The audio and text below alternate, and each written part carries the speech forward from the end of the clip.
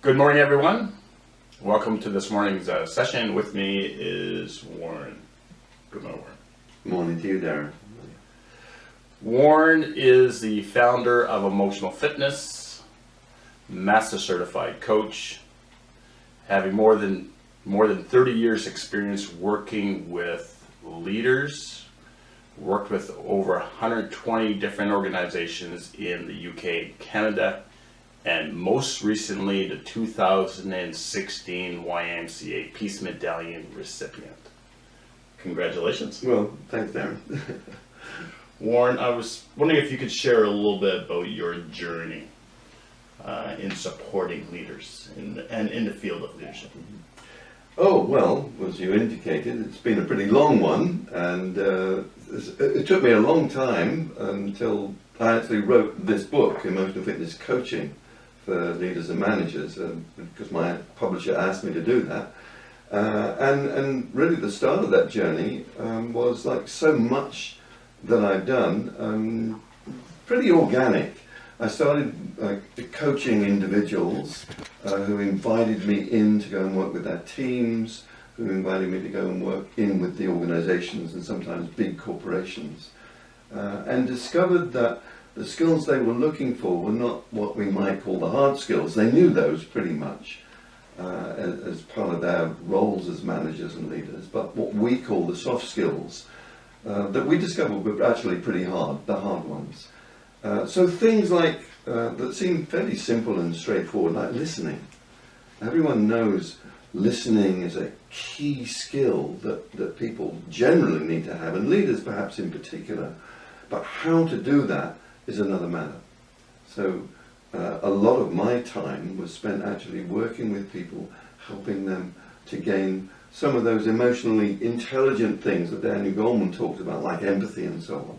But more importantly, the skill of how to listen to, how to hear, how to understand, how to accept the abilities that flow from people in their work, and how to respond in a way that moves towards action. Listening. Listening, yes. For leaders. Yes, and an especially important and sadly underused skill. Because we know the stress that goes on in most workplaces. How do we have time to it seems, stop and listen? And if we don't do that, then there are ramifications. Stress is catching. If we're not listening, we're probably either giving instructions or ignoring what's going on in front of our eyes. And we miss those things at our cost. Costs. Yeah. Stress. Absolutely. Something you referred in a previous video, Warren, about in Canada per year, the actual cost associated with stress within the workplace and its impact on mental health is to be a tune of $50 billion per year. That's a huge amount of dollars. And every time I look at the research, it seems to go up. So what does that mean?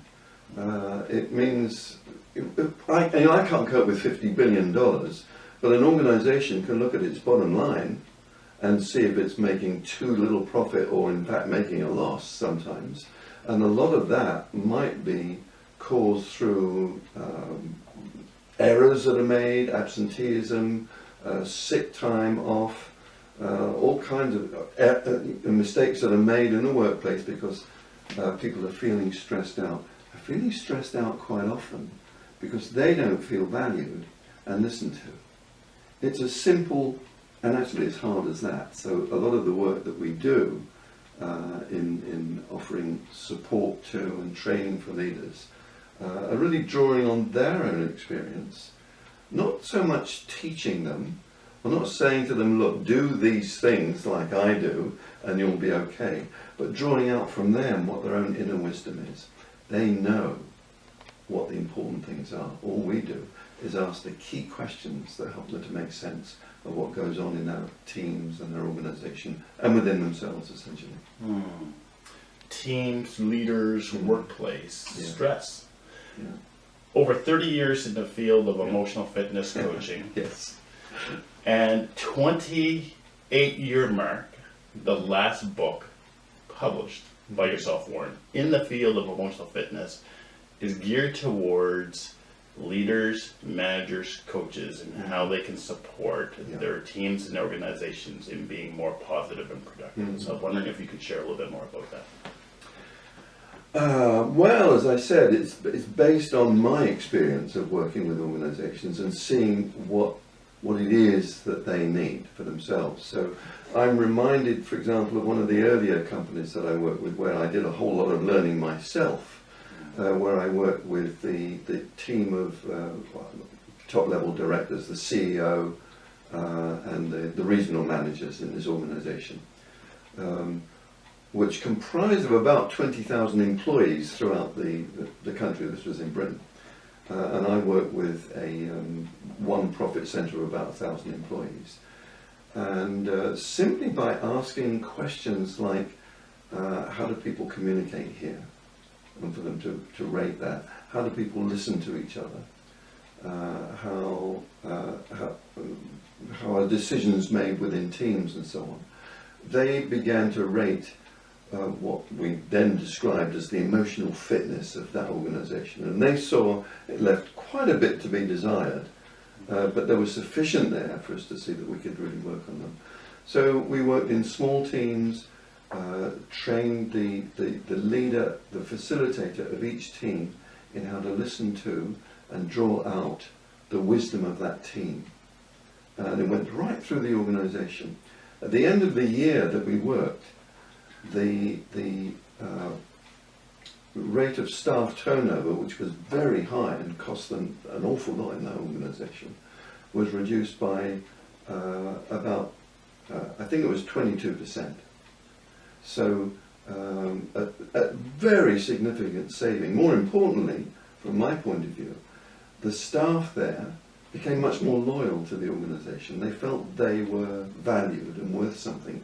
And the ideas from them flowed so that the organisation made changes that were very beneficial and positive.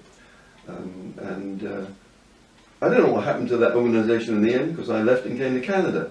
But I do know that they were extremely happy with the bottom line results.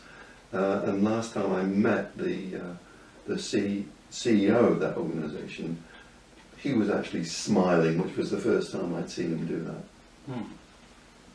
Emotional fitness coaching, the listening tools to support leaders. Can you share a little bit, Warren, about what makes this leadership toolkit different than other forms? Okay, the actual work, the training that we do. You know, I hinted at it before. I think so much leadership and management training is about offering models of what good leadership looks like. So, in other words, it would be me, the expert, telling you what you need to be doing. In emotional fitness training, essentially, I'm asking you what strengths you have and where you think there can be improvements.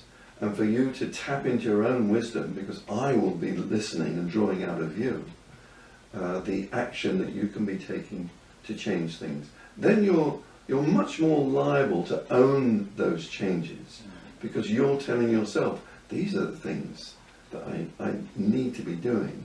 And what I'm doing is providing you with tools, like, if we go back to the listening power, the power listening tool that we have, the learning from experience tool that we have, the work scale tool that we have that really helps you to measure the satisfactions and frustrations that go on within you and other members of your team.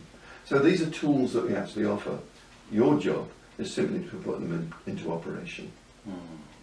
Awesome. So Warren, I was wondering if you can share some closing remarks with the viewer this one.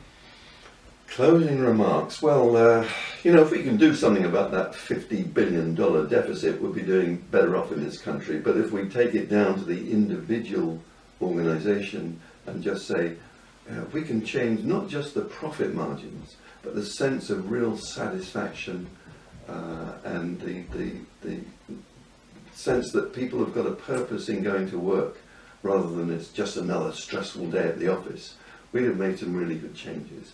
And it all comes about because people are better able to listen to and hear each other and what's going on within that workplace. A greater sense of, we might call it inner peace at work, while still lots of activity and productivity is going on. People will be much more satisfied and happy with themselves at work. That makes for a better product in Canada, actually. Thank you very much, Warren. So welcome. Warren Redman, Master Certified Coach, founder of Emotional Fitness, over 30 years of experience working with leaders from Britain and all the way over to Canada. On behalf of Warren and I'd like to thank you for joining us this morning. Thank you.